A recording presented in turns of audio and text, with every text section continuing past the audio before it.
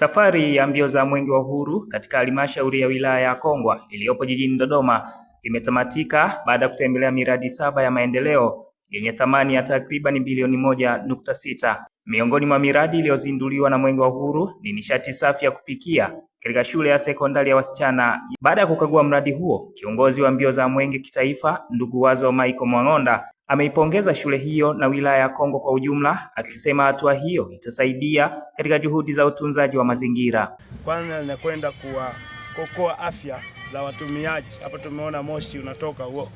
Hapa sasa hivi akirudi kwenye gesi hakuna tena shida ya moshi, atakwenda kutumia nishati safi na salama ambayo kwanza inapika haraka, lakini pia inakwenda kutunza mazingira yetu, hawatakata tena miti, lakini pia inakwenda kuokoa afya za watumiaji.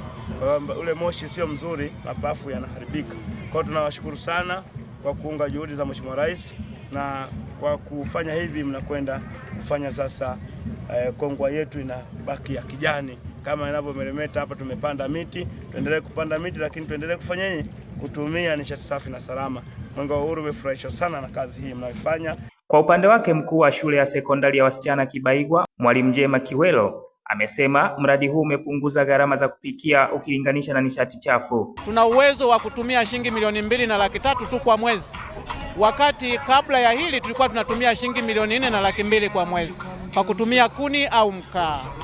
Mimi kama mkuu wa shule nimeweka jitihada za dhati sana kwamba kuanzia sasa siwezi kurudi nyuma kutumia kuni wala mkaa.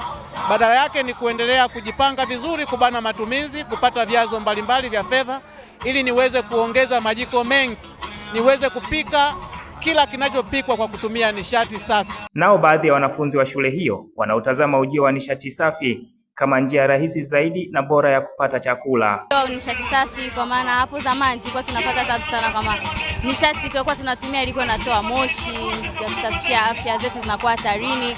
Pia hata kwenye muda ilikuwa inachelewa sana. Kiukweli kabla mradi huu kuanzishwa ilikuwa ni changamoto kucheleweshwa kwa muda wa kula chakula, inasaidia pia ilipelekea watu wanafunzi kupata changamoto ya kula chakula kibichi. Kwa hiyo baada hii gesi tunatumai chakula kwa wakati na chakula kilicho bora na salama.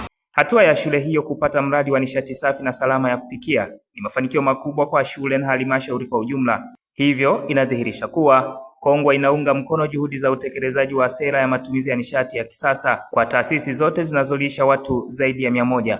Mimi ni Yohana Mashauri na hii ni Open Online Media.